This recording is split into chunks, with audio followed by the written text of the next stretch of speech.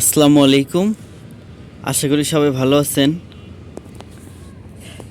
তো আজকে শুক্রবার 1 সেপ্টেম্বর 2023।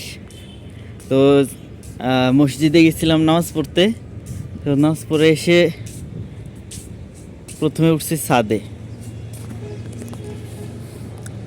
তো আজকে যেই বিষয়টা নিয়ে ভিডিও বানাবো বা আপনাদের সাথে যেই বিষয়টা শেয়ার করতে চলেছি, সেই বিষয়টা হচ্ছে এই দেখেন, ছাদের এই বরাবর, ঠিক এই বরাবর নিচের ফ্লোরেই আমার হলো রুম। আর আমার রুমের জানালা থেকে সবসময় যে জিনিসটা আমি দেখি, নিচে একটা বস্তি। তো বস্তি তো বটেই, আপনাদের বস্তি দেখানোর জন্য না, দেখেন এই বস্তিতে একটা ঘোড়া আছে। এই যে গাড়ির কাছে দেখেন একটা ঘোড়া আছে কিনা, দেখতে পাচ্ছেন কিনা? এই গাড়ির পিছনে এখানে একটা ঘোড়া আছে, দেখেন রাস্তার মাঝখানে বাধা। তো এটা হলো উত্তরা সেক্টর 10 নম্বর, অর্থাৎ উত্তরা 10 নম্বর সেক্টর। তো এই ঘোড়াটা আমি সবসময় আমার জানালা থেকে দেখি। হ্যাঁ, আমার জানালা হচ্ছে এই যে, এটাই আমার জানালা। তো এখান থেকে আমি সবসময় এই ঘোড়াটাকে দেখি, কিন্তু কাছে গিয়ে কখনো দেখা হয় নাই। তো আজকে আমি নামাজ পড়ে আসার সময় ভাবলাম যে দেখি ঘোড়াটার কাছ দিয়ে ঘুরে আসি। তো ভাবলাম যে শুধু আমি তো দেখবো না, দেখলে আপনারাও দেখবেন, অর্থাৎ আপনাদের সাথেও শেয়ার করি। তো সেই জন্য আমি চলে গেলাম ঘোড়ার কাছে। তারপরে দেখেন ঘোড়াটা কাছ থেকে দেখতে কত সুন্দর।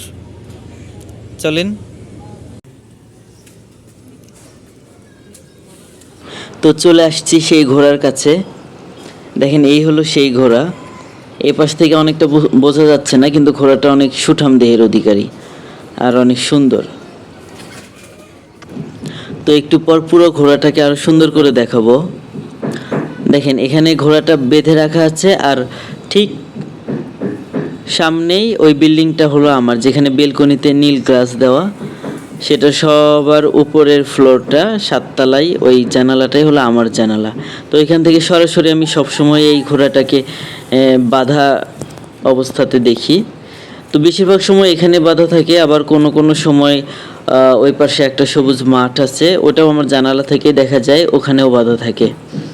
তো দেখেন ঘোড়াটা অনেক সুন্দর। আমি আসলে ঘোড়াটা দেখি অনেক দিন ধরে। তো আসলে আমি ঘোড়া খুব বেশি দেখি নাই, তো সেই হিসাবে দেখেন এই ঘোড়াটা অনেক সুঠাম দেহের অধিকারী। ঘোড়ার পাটা দেখেন এমনভাবে রাখছিল, ও আচ্ছা সোজা করে ফেললো, দেখেন আমার কথা শুই না। তো আমি দেখাবো নি ও পাটা এমনভাবে কেমনে রাখে, কাদের মতো দেখা যায়। একটু দাঁড়ান। তো এই ঘোড়াটা একদম সাদা আর লাল কালারের মিক্সড একটা কালার। ঘাড়ের চুলগুলো অর্ধেক লাল অর্ধেক হইল সাদা, লেজের চুলও সেম অবস্থা, অর্ধেক লাল অর্ধেক সাদা। দেন ঘোড়া অনেক চালাক একটা প্রাণী, ও কিন্তু খুবই বুদ্ধিমান একটা প্রাণী। ঘোড়া খুব সহজেই টের পায় যে আশেপাশে কি হচ্ছে বা খুব নিকট ভবিষ্যতে কি হতে চলেছে। দেখেন ও কেমনভাবে তাকায়, ওর চাহনিটাও রহস্যজনক একটা চাহনি। যুগে যুগে আমরা ঘোড়াকে নিয়ে অনেক গল্প শুনছি। এ দেখেন আবার পাটা ওইভাবে দাঁড়াইলো, মানে সে এমনভাবে পা দিয়ে দাঁড়াইছে যেন মডেলরা ফ্যাশন শোতে এসে ঠিক যেভাবে দাঁড়ায়, এই ঘোড়াটা পা ওইভাবেই দাঁড়াইছে। আবার চুল নাড়াচ্ছে লেজের।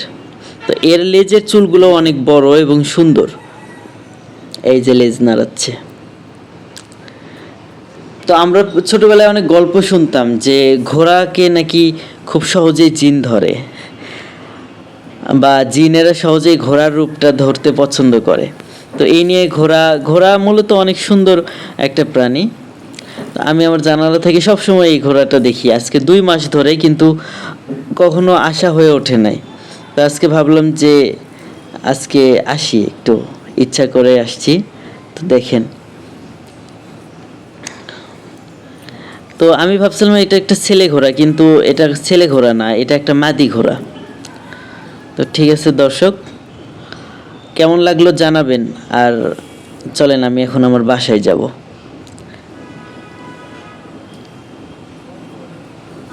তো এটা হলো আমার বিল্ডিংয়ের সামনের বিল্ডিং।